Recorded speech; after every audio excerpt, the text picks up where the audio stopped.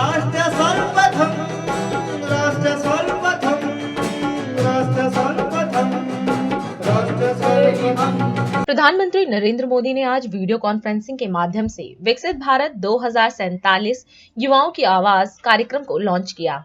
इस दौरान कार्यक्रम को संबोधित करते हुए पीएम मोदी ने कहा कि आज विकसित भारत के संकल्पों को लेकर बहुत ही अहम दिन है। उन्होंने विकसित भारत के निर्माण से जुड़ी इस वर्कशॉप के आयोजन के लिए सभी गवर्नर्स को विशेष बधाई दी। इसके साथ ही पीएम ने कहा कि देश की युवा शक्ति को दिशा देने का दायित्व जिन साथियों पर है, उनको आप एक मंच पर लाए हैं। शिक्षण संस्थानों की भूमिका व्यक्ति निर्माण की होती है और व्यक्ति निर्माण से ही राष्ट्र निर्माण होता है। और आज जिस कालखंड में भारत है, उसमें व्यक्ति निर्माण का अभियान बहुत ज्यादा अहम हो गया है। पीएम मोदी ने सभी को वॉइस ऑफ यूथ वर्कशॉप सफलता के लिए अग्रिम शुभकामना दी। आज विकसित भारत के संकल्पों को लेकर बहुत ही अहम दिन है। मैं सभी गवर्नर्स को विशेष बधाई दूंगा कि उन्होंने विकसित भारत के निर्माण से जुड़ी इस वर्कशॉप का आयोजन किया है। देश की युवा शक्ति को दिशा देने का दायित्व जिन साथियों पर है, उनको आप एक मंच पर लाए हैं। शिक्षण संस्थानों की भूमिका व्यक्ति निर्माण की होती है और व्यक्ति निर्माण से ही राष्ट्र निर्माण होता है। और आज जिस कालखंड में भारत है, उसमें व्यक्ति निर्माण का अभियान बहुत ज्यादा अहम हो गया है। मैं आप सभी को वॉइस ऑफ यूथ वर्कशॉप की सफलता के लिए अग्रिम शुभकामनाएं देता हूं। साथियों, हर देश को इतिहास एक ऐसा कालखंड देता है जब वो अपनी विकास यात्रा को कई गुना आगे बढ़ा लेता है।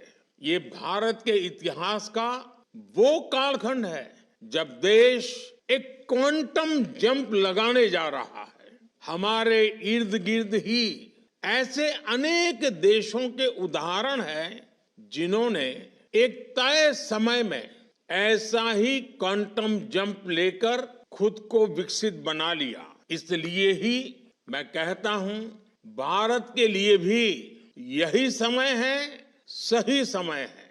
हमें इस अमृत काल के पल पल का लाभ उठाना है। हमें एक भी पल गंवाना नहीं है। साथियों, हम सभी के सामने प्रेरणा के लिए आजादी का हमारा लंबा संघर्ष भी है। जब हम एक ध्येय के साथ, एक जोश, एक जज्बे के साथ आजादी को अंतिम लक्ष्य मानकर मैदान में उतरे, तब हमें सफलता मिली। इस दौरान सत्याग्रह हो, क्रांति का रास्ता हो, स्वदेशी को लेकर जागरूकता हो, सामाजिक और शैक्षिक सुधार की चेतना हो, ये सारी धाराएं एक साथ मिलकर आजादी के आंदोलन की ताकत बन गई थी। इसी कालखंड में काशी हिंदू विश्वविद्यालय, लखनऊ विश्वविद्यालय, Vishwa Bharati, Gujarat Vidyapith, Nagpur university, Annamalai university, Andhra university, university of Kerala, ऐसे अनेक संस्थानों ने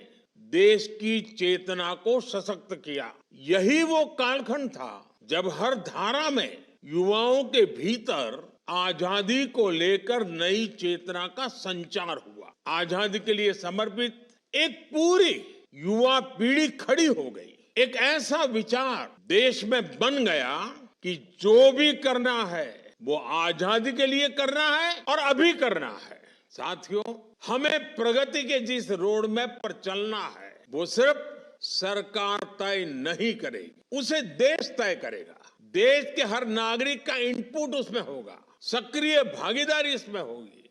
सबका प्रयास यानी जन भागीदारी एक ऐसा मंत्र है जिससे बड़े से बड़े संकल्प सिद्ध होते हैं। स्वच्छ भारत अभियान हो, डिजिटल इंडिया अभियान हो, कोरोना से मुकाबला हो, वोकल फॉर लोकल होने की बात हो, हम सभी ने सबका प्रयास की ताकत देखी है। सबका प्रयास से ही विकसित भारत का निर्माण होना है। आप सभी विद्वद्जन स्वयं भी देश के विकास के विजन को शेप करने वाले लोग हैं। युवा शक्ति को चैनलाइज करने वाले लोग हैं, इसलिए आपसे अपेक्षाएं कहीं अधिक हैं।